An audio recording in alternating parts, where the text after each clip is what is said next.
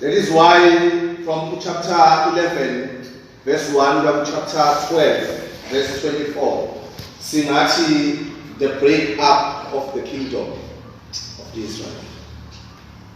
One of the remarkable passages in the whole Bible, because it is where the kingdom of God, abantwana of Israel, are going to break into two kingdoms.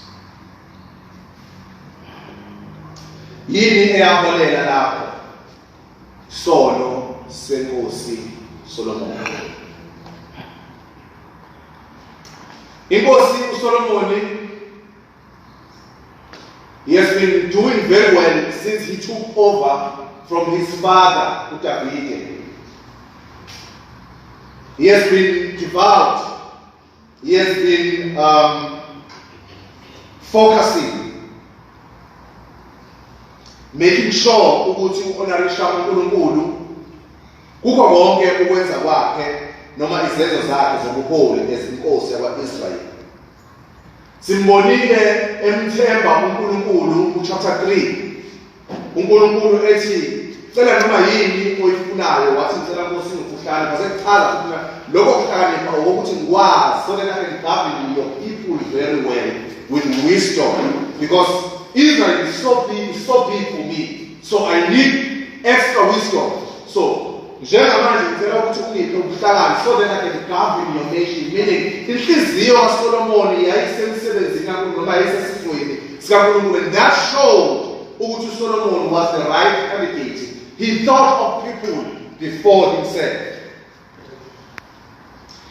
And God appeared to him numerous times. Simbonile uSolomon enza imhlatshelo ehonorisha uNkulunkulu phambi kwesizwe. Simbonile uSolomon ebusisa isizwe aphakame, abusise isizwe. Simbonile uSolomon chapter 8 ethandaza umthandazo ohlukile, umthandazo womuntu okholwayo. Then God appeared after his prayer and God assured him that I have heard your prayer. Last week besikhuluma ngalokho ukuthi na umthandazo noma ungaba mude kangakanani, noma ungaba nomsindo ongakanani, noma ungahlelelwa kangakanani, kodwa uma ungeke uzwakale uNkulunkulu lo mthandazo useless. And it is a very encouraging way to hear uNkulunkulu ethi I have heard your prayer.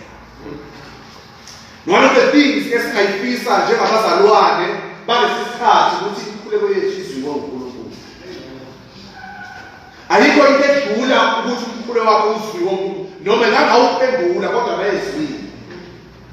Because it means uNkulunkulu ebhothi sezwile uyakwazi okubest, uyakwazi ukusifanele, uyakwazi ukubana siphe khona nokufanele angasiphi khona. Siyakhumbula nje ngelilanga uJesu hamba nabafundi bakhe kwafika umyalezo engifisa ukufanisa nomthandazo, kanti kwakumyalezo direct owawuthi na umnewethu uyakhona. So what was critical ngaleso sikhathi bazalwane ukuthi uJesu uzwile, not ukuthi uJesu uzokwenzani bese ukuthi nje uzwile. Because bona babelindele ukuthi na uJesu bayeze bese but uJesu wayenokwazi enomqondo okubeyond understanding yabo ukuthi noma engadlula esigabeni sokugula angene ekufeni I can still do something. Amen. So I'm encouraging you bazalwane ukuthi na one of the things ongayifisa empilweni yakho ukuthi ube nomkhuleko ozwakalayo, umkhuleko ofinyelele enkosini. Kungenzeka ukuthi inkosi ingaphenduli ngendlela ofuna ngayo, kungenzeka ingaphenduli ngesikhathi ukuthi na uphendule ngaso, kodwa into ebalulekile nento kufanele uyilangazele njengomntwana wakho, nento kufanele ikunethele kwenteliseko ukuthi na did God hear my prayer? We have made example kaCornelius elithi uNkulunkulu naye wakhonza uNkulunkulu ekhuleka uNkulunkulu abela abampofu ikhaza kangaphela manje until one day the angel of the Lord appeared to him and said umkhuleko wakho uzwakele Nkosi. Therefore it is my prayer for you and for myself that when we pray God hears us. That's not the kubalulekile because I am uNkulunkulu ayizwayo. Let's be honest. Amen. If you do not acknowledge Jesus, don't think after futhi sewumazile uJesu acknowledge njengenkosi kanjengomlamleli wethu there is another thing elithi nonkulunkulu kufanele uyenze. Yima kahle uNkulunkulu, because a prayer of the righteous man is effective. Amen.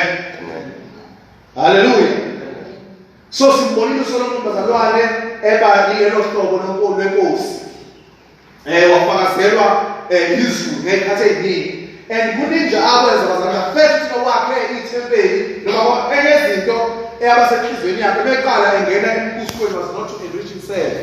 Was not ukuthi abe ne good time with our friends akhe, with our peers akhe. Considering that he was a young man, but he wanted to build God a house. When your intentions are right until this chapter. Now, King Solomon loved many foreign women. So let's get it wrong. Because more from the Deuteronomy chapter 17, verse 17 wakhona. Lapho uMose ukhuluma ngesikhathi esizayo ingakakhona inkosi uthi bantwana bakwa-Israyeli kuza isikhathi lapho uNkulunkulu ezokubuyisela omunye phakathi kwenu abe yinkosi, because ngaleso sikhathi engakakhona inkosi kwa-Israyeli. Amen. uNkulunkulu wayesaneliswe nje ukuthi abantwana bakwa-Israyeli baziyena njenganenkosi, bazofika isikhathi lapho bona they thought ukuthi sebekhathele ukubona uNkulunkulu eyinkosi yabo, base bethi inkosi siphe inkosi nathi sifane nezinye izizwe.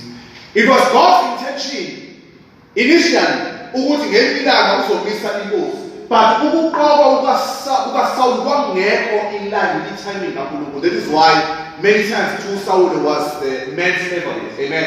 Hallelujah. Amen. Ebese kuthi inkosi yokuqala ngokwentando kaNkulunkulu kwaba uDavide. So uMose ukhuluma before isikhathi sokuthi ibekwe lenkosi na kuzoba khona inkosi, and leyo nkosi kufanele kube umuntu okanje ayiphathe kanje. Amen. And one of the things that I mentioned out of lithi inkosi akufanele kube umuntu onamakhosikazi amaningi. Let's read the verse 11. Deuteronomy 17, more color from verse 14. When you come to the land that the Lord your God is giving you, and you possess it, lokhu uNkulunkulu wayekhelela abantwana bakwa-Israyeli ukuthi babefika ezweni laseKhenani, because njengamanje babesendleleni esifuna ukuthi eGibhithe, and therefore uNkulunkulu wasebenzisa uMose noJoshua ukuthi kube bona abaholi. Then bathi babefika eKhenana uNkulunkulu wasebenzisa ama-judges abahlukenishe kube bona kugabe isizwe sikaNkulunkulu until kufike isikhathi of the time of monarchy, ukuqoka kwemali noma ukuba khona kwalamakhosi, beginning with Saul and then David, and now it is Solomon.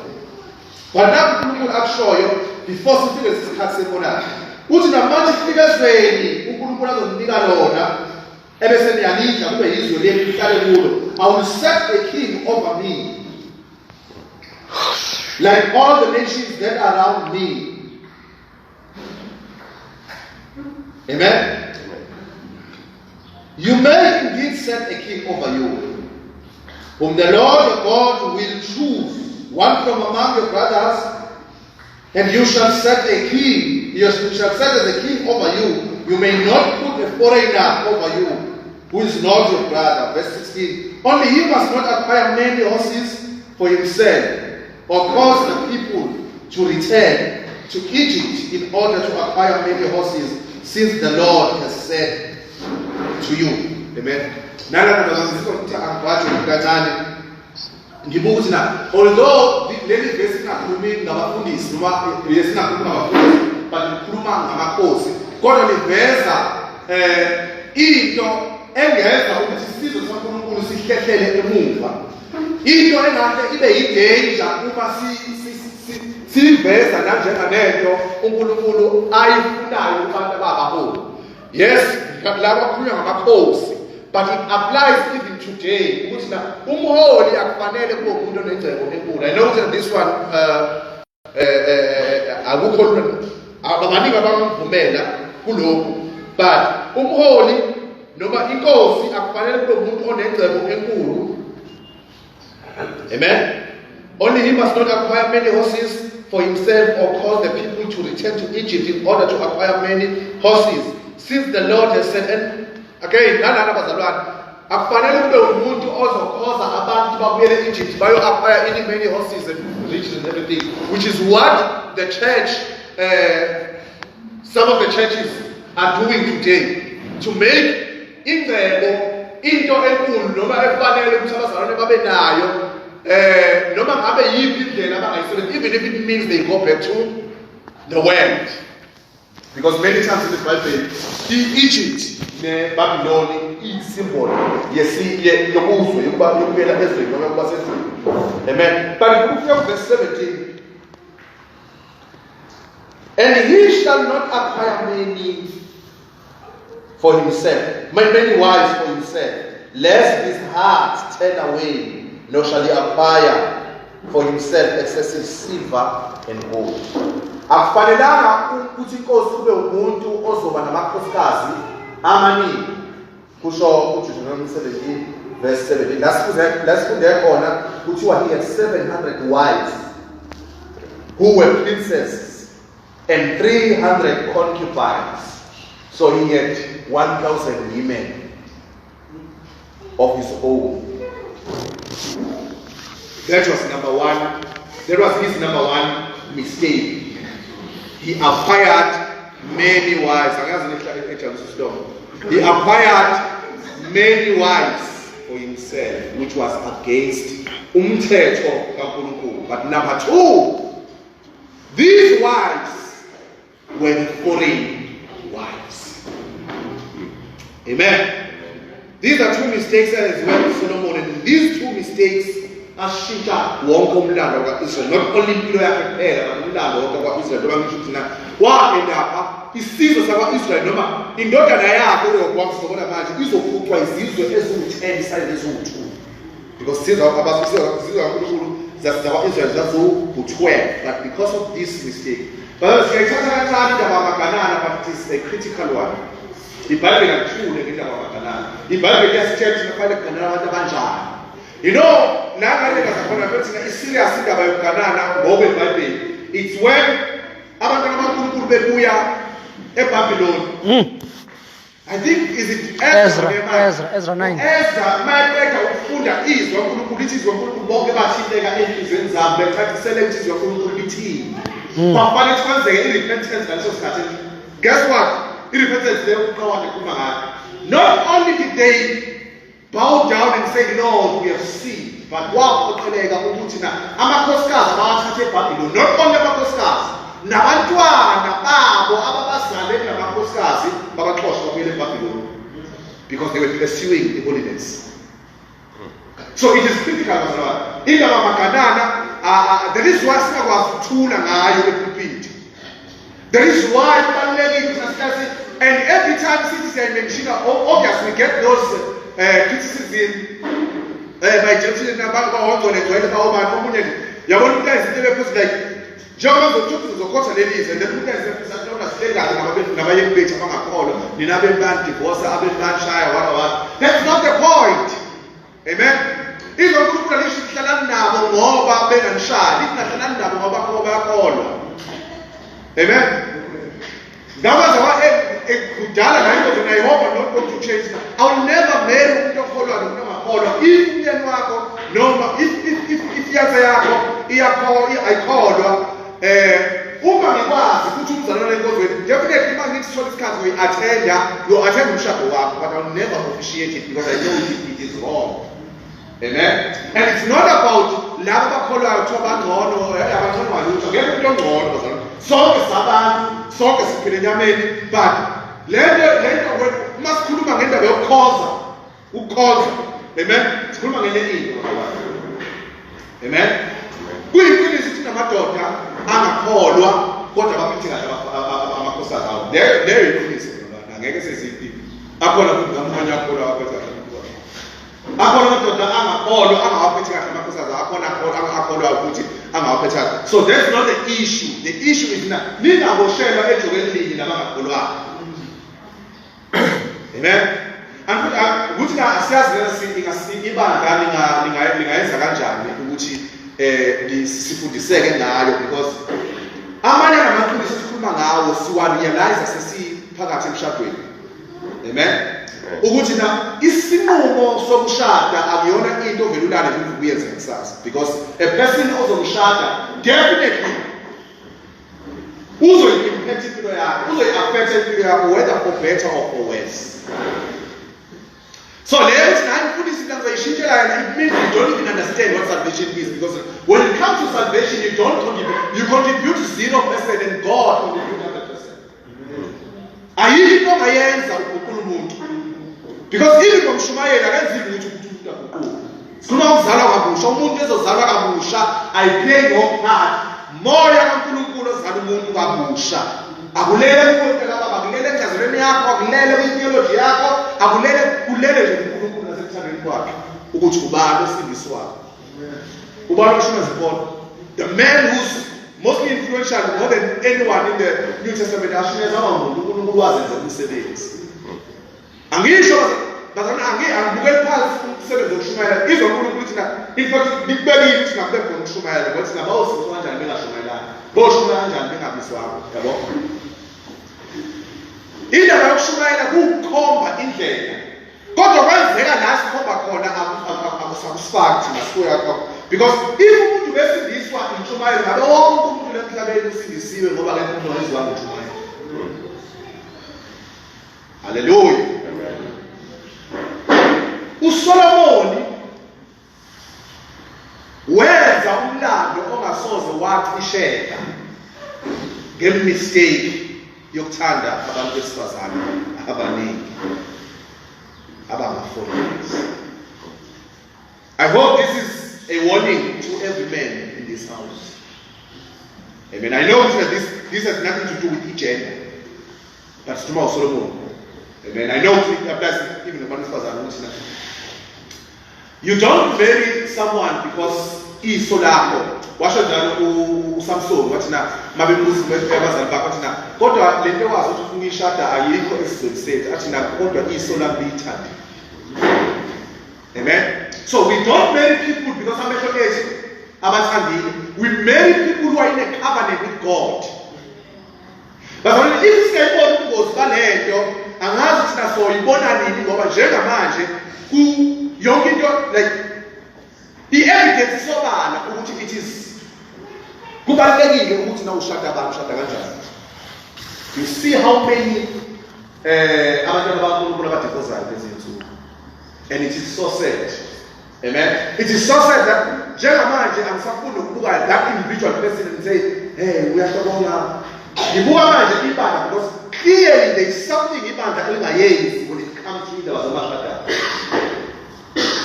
It is so sad to see abantwana bakaNkulunkulu bedivorsa ngalolu hlobo. I think it's all about late fella. That's how we khona umunye umzala ngaze noma ikade lokhu imudla usuku wa declare na statement sekhona isihlale sesha so declare ukuthi mabe sedivorcile athi na the divorce statement noma abhala ukuthi na emnamswamani yabo into angazi ukuthi lokho akuyindla, but sikhona nje abantu mabe divorce babhale ku Facebook. I don't know noma i-platform babhale ku Facebook ukuthi na okay, here's an official statement from Mina Nzuza ukuthi me and my wife for 10 years we have come to a mutual agreement ukuthi we are divorcing. So problems are ofakelelo kunjani namhlanje indatha, and I was like bebebukeka behave man, bebebukeka besupportana, bebebukeka yabona be right.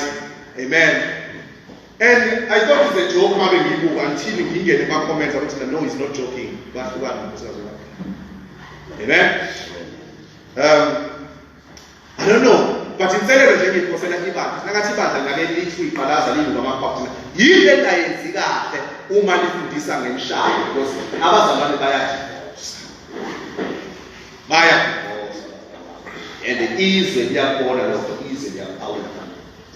Ingakho kuthe mawuzoshada you don't yazi into edivorce abazalwane ngathi uNkulunkulu ayizona divorce, uNkulunkulu akuvumeli umuntu adivorce, because nala azathi khona unless umbambe oqotsheni ekhini. Amen.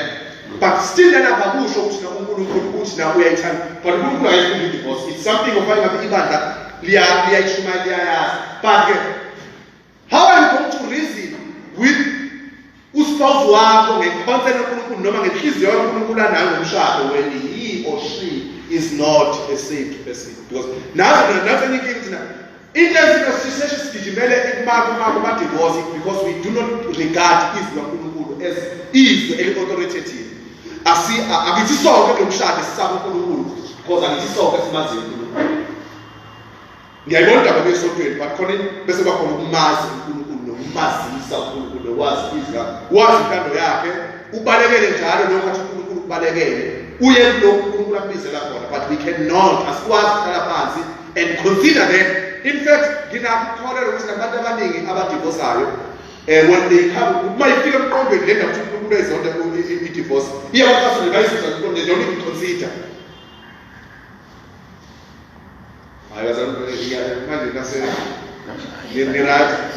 Amen. Kodwa qinisekile ukuthi angasi kanjani that's why abantu baqala babe nezinto nale ukuthi na umfazi uyahlulekela nomnikazi uyahlulekela. I think kwakuyinto eyiqinisa along those lines because once ungenile kodwa futhi akuhle umzalwane uhlale emshadweni because sewubophekile. Kodwa iqiniso lona lisho njalo ukuthi senimunye. Amen. Kodwa njengalomntwana but ke abantu basebenzisa leyo nto ukuthi asikwazi uma siyibophe ngoba uNkulunkulu usewasikhulula. There's another thing bazalwane. Asikazi sakhulula ukuthi sisi labazalwane abaphila kwi-era ye-New Testament lokhu kukhululwa esikhuluma ngakho sibona sakhululeka emandleni esitha kodwa futhi sazoba yigqila zevangeli. Ivangeli linendlela yakhona yokuphila so akukhukhulula. Yazi bona ukuthi akukhulula.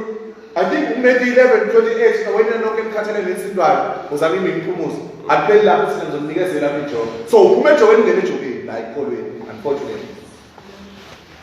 Ayikho lento yokuthi hayi sesikhululekile asikwazi ukuphila ngaphansi komthetho. Umuntu uyaphuma ngaphansi komthetho kaMose azongena emthethweni kaJesu. Jesu nomthetho wakhe. Amen. Hallelujah.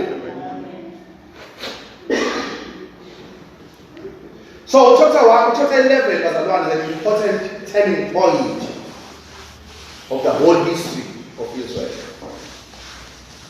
Solomon loved many wives.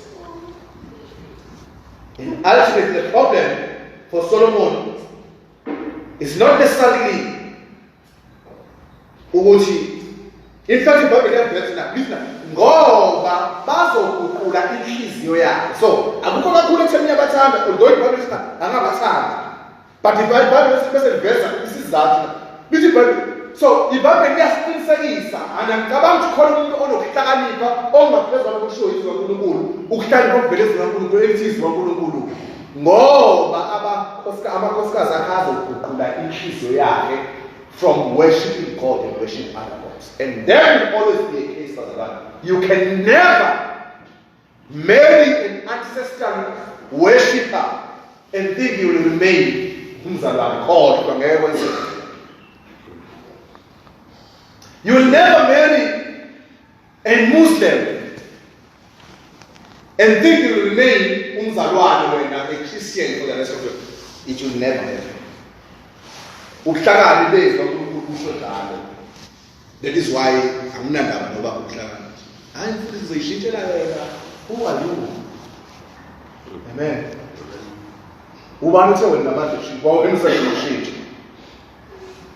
Amen. They turned his heart. King Solomon loved many foreign women along with the daughters of Pharaoh. Moabites, Ammonites, Edomites. You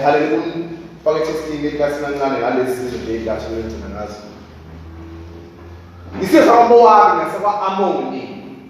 You see blessed no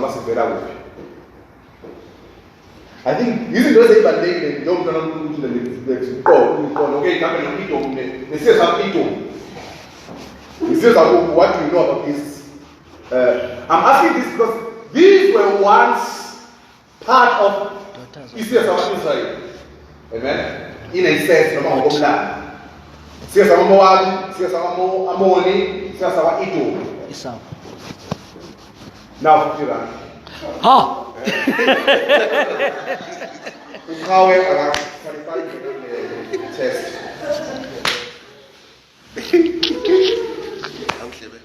Now 50 rand, say that. Now 50 rand. God of thousands, maybe that's so dark. And no put down who I put up with this. Siyasama Moab, siyasama Ammoni, siyasama Edom. Sivela is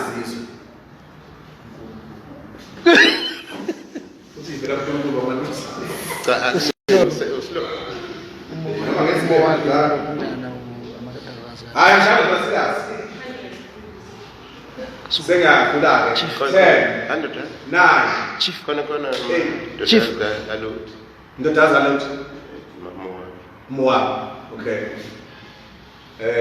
ngizoshopela ukuthi nawo late nawo right no hayi komele kunza siyavala in 10 Chief 9 8 oh wena hayi lo ngitakasho yazi ngiyazi ukuthi yazi ngimtshelanga 7 6 khuluma Chief 4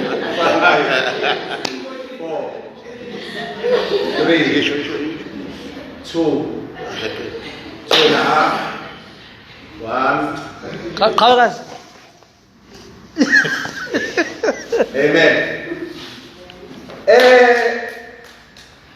i-instruction ibithi na bobathathu ngoba ngibashilo bathaze right Chief awungizwa uMowabi noAmmoni amadodakazi kaLothi bazalwa amadodakazi kaLothi bazilalela nobaba badalisa ubaba wabo balala naye bayizalela ingane basebethi noAmmoni enye kwaUMowabi basebekhula babezizwe.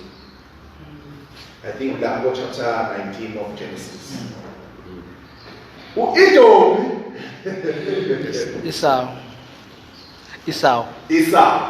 Isizwe sika Esau noma umuntu Esau bana uEsau ukutwa ukuthi kaJakobe uJakobe bonke babili bazalwa bani uIsaka wazala uEsau noJakobe nangu uEsau utshontsha isibusiso sika Jakobe esitshontsha kanjani ngokuthi lo uhambe ethi Esau utshontsha isibusiso uJakobe utshontsha isibusiso uEsau uthe uyozingelela uyise inyamazane lo unina uRebecca ezwa lokho ukuthi nangu lona ezozingela inyamazane abuye ubaba wakhe bese yambusisa wasemlungisisa izinyane khona la egcekeni wahamba wamanzela inislovela bazali ngenxa yokuthi ubaba wayesedala ngasaboni wazitshela ukuthi na uEsau wasemnikeza isibusiso uyafika lokho yasekulate amen yesimo sisitole so isizwe sama Esau yile sibizwa ngama-Edomites and there is a book in the Bible lapho uNkulunkulu ekhuluma ngesizwe sama-Edom ukuthi na uNkulunkulu akekho pheli ngaso uzathi na i-problem ngabo ukuthi na babebukela uIsrayeli ehlushwa ezinye izizwe ukuthi na they stood aloof because babekade benamandla okumsiza uIsrayeli but bangamsiza uIsrayeli bamyekelela bahlushwa ezinye izizwe therefore uNkulunkulu sefikile uzokwenzani uzoba judge amen leyo ncwadi leyo ncwadi kabani ekhuluma nje ngama-Edomites ncwadi ka-Obadiya hallelujah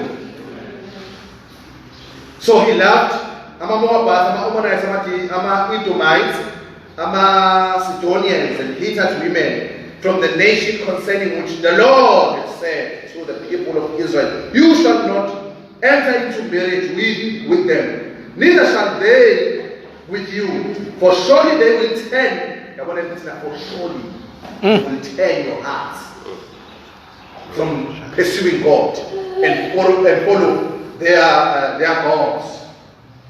Amen. For when Solomon was old, his wives turned away his heart after other gods, and his heart was not wholly true to the Lord, his God. Hayi ukuthi inhliziyo yakhe ayingasekho uNkulunkulu, but uNkulunkulu yayingasekho uNkulunkulu ngokuphelele. uNkulunkulu bazalwane even to us, He wants our undivided attention. uNkulunkulu ufuna simkhonze yena yedwa simazi yena lento thina hayi ngiyamkhonza uNkulunkulu kodwa futhi ngiphinde ngenze noma uNkulunkulu sizoyisi no uNkulunkulu bazana afuni ukuncikiswa uNkulunkulu ufuna inhliziyo yakho yonke. Hallelujah. That's how it is. uNkulunkulu mase khonzwa ufuna ukuthi simkhonze simlandele ngokuphelele. I remember uNkulunkulu etusa wayitusa uKhaleb for he followed me wholeheartedly. He did not just follow God but wholeheartedly. uNkulunkulu ufuna inhliziyo yethu baza simlandele ngoba simlandele uNkulunkulu ngoba eqinisa bazalwane. It means yonke into ngathi ama decisions esiwathathayo inqumo esiyithathayo yonke ama decisions inqumo ama choices esiwenzayo empilweni zonke kufanele zibe mayelana noNkulunkulu mayelana even if ukhetha icareer even if ukhetha unkosi yakho ingakho njengomntwana kaNkulunkulu wena you no longer looking for the wife of your heart or of your eyes but you looking for a wife of your God. Why? Because I said when you die I no longer live but Christ lives in me. The life I live in the body I live in Christ who have loved me and gave himself for me. We no longer live for ourselves. We are Christians. Sabantwana bakaNkulunkulu sesikhishiwe kweyethu intando. In fact, sayidela ethu intando salandela uNkulunkulu oneyakhe intando saphesiwa intando yakhe for we have died to ourselves. Ingakho uJesu ekhuluma kuthina uma ufuna ukulunga icacile lazana ayikho lokho icacile kuthina uma ufuna ukulunga he must deny himself. No one can faithfully and truthfully follow God unless they have denied themselves.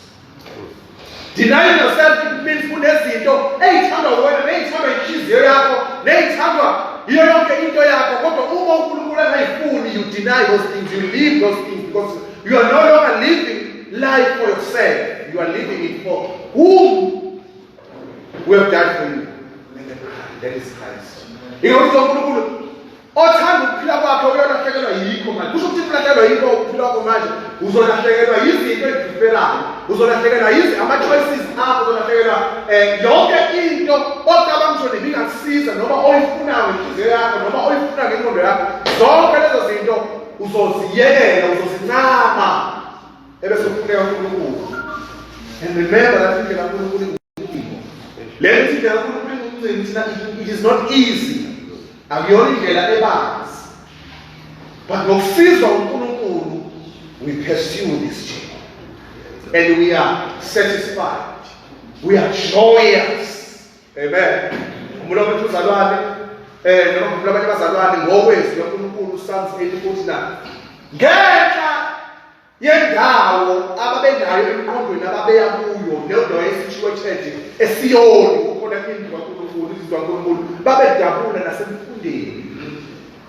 They went through a day of Baka. It was not easy journey. Kwakuyindawo ngekho lokudlule kuyo kodwa into ezibadlule is because of where they were going. They wanted to find themselves in the house of God, worshiping God together with other people. This Bible ngenxa yalokho kwafanele bazikhokhele kwafanele bayishumayeze beshintsha indawo ezinyembezi bayenze indawo yesiphethu. Meaning it was not an easy route ababeyithatha ababekofanele badlule kuyo lentfana ukuthi abafuna mhlawumbe ufuna ukuya enkonzweni noma etendeni elithize netende elikhona uyashisekela uNkulunkulu athenda but la ufanele uhambe khona mhlawumbe kufanele uwele emfuleni lo mfulu uyawazi na kubanjwa khona inkunzi kodwa ngenxa ukuthi wawufuna ukufika esontweni isibabeli they were able enhliziweni zabo ayishintshe indawo but bona in their minds they were able to change that sad place, that place of tears, and make it a refreshing location. Meaning, when they got there, instead of being discouraged, they found strength. They found strength in the danger as they pursued God. Because they wanted to see themselves. And that is why they must play in the temple or facing towards the temple. Amen. Hallelujah. So the wives turned away his heart.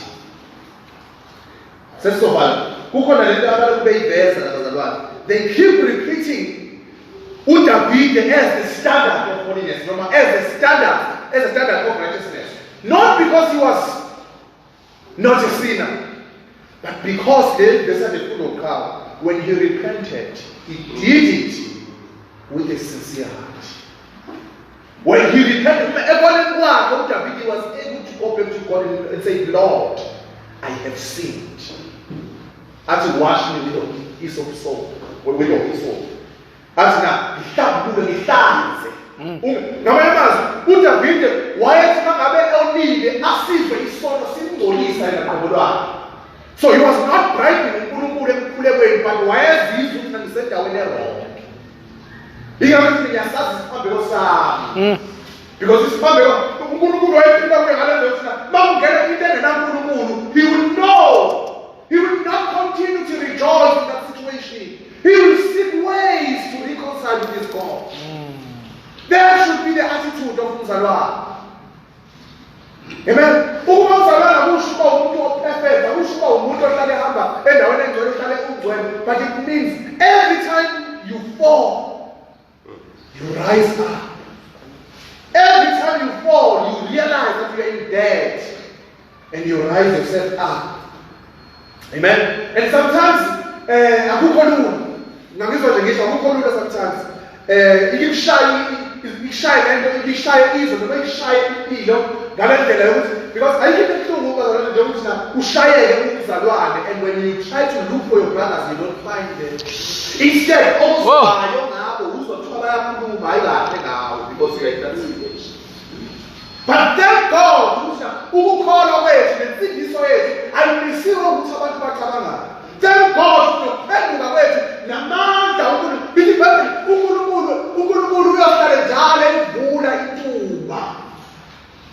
Asoze salingo ngokungaphezu kwamandla. Ngamanye amazwi noma ngabe hlobo luni noma ngabe i-amount yesilingo onaso ingakanani, there is always a way uNkulunkulu azoyenza because asoze salingo ngaphezu kwamandla. Ngamanye amazwi uNkulunkulu udadisha i-material esiyiyo ebese thina nakho angakwazi ukubamba uqhawe.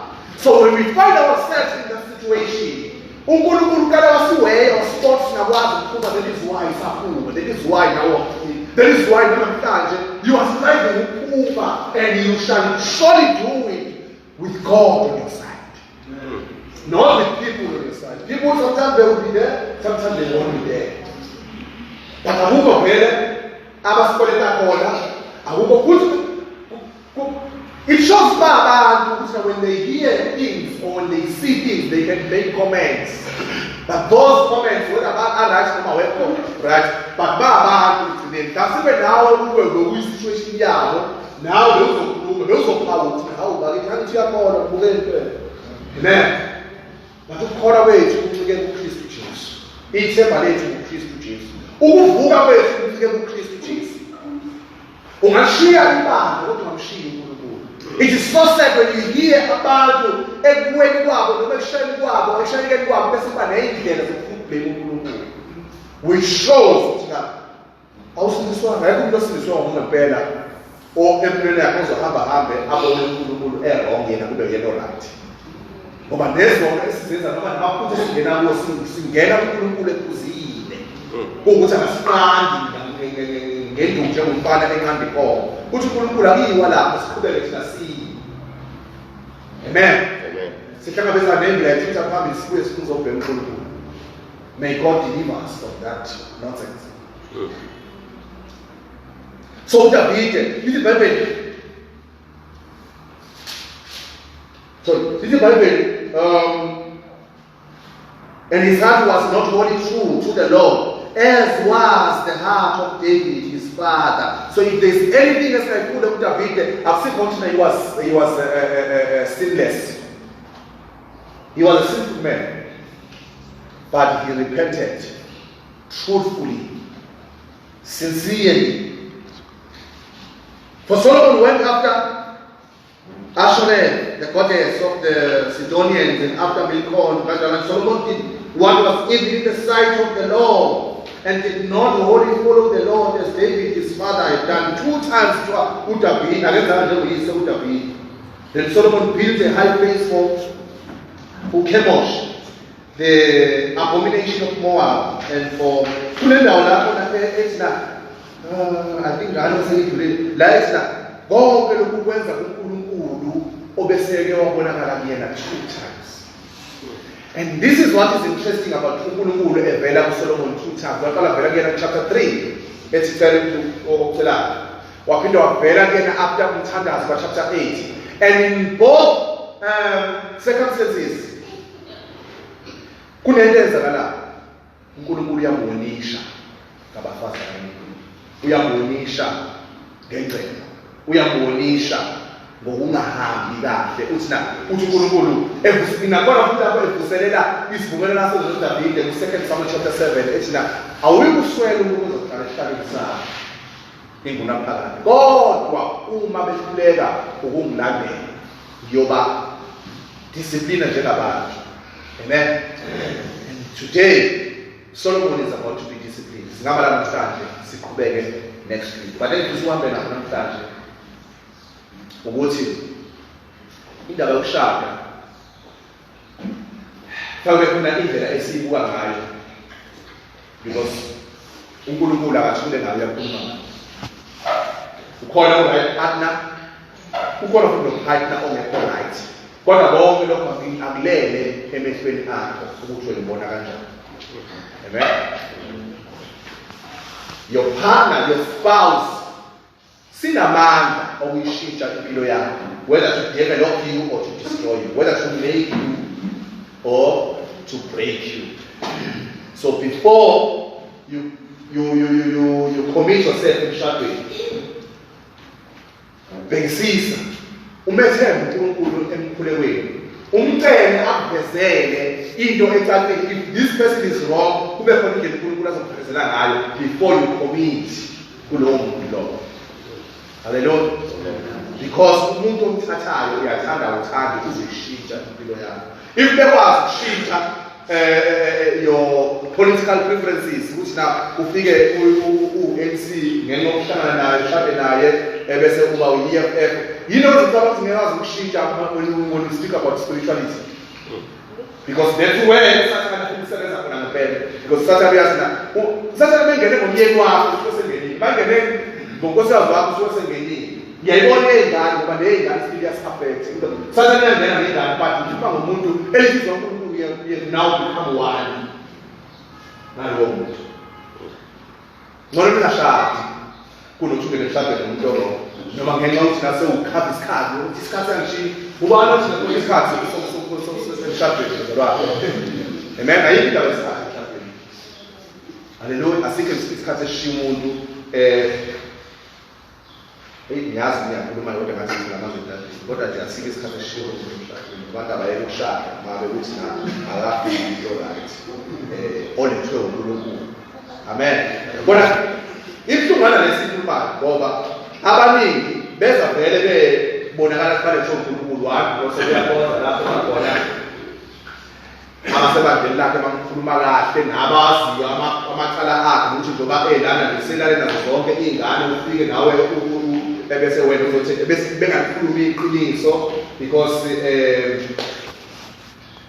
the sound ithena uyena noma ingane engakufundisi uyabona nje zalapha.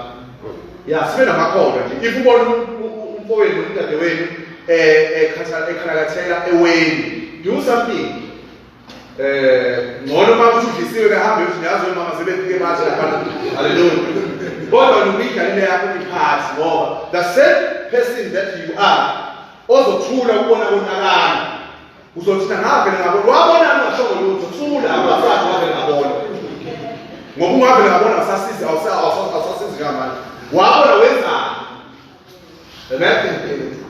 Angazi ngafisa le ndaba kaMashada nazana sibe ngempela ibaluleke because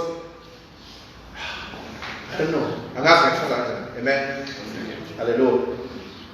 Uma umuntu onothando labantu unothando ngama-multiple partners.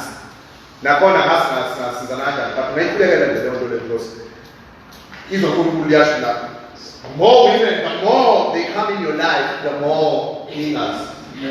Not only isandla abantu besifazane, noma nomuntu wesifazane usanda abantu besilisa naye uyingamela kungcono uhlale nenkinga yakho ngempela ngcono uhlale nje ngoba le kade ngiyazi kahle ngoba ngiyongena lo wona asifanele ngaso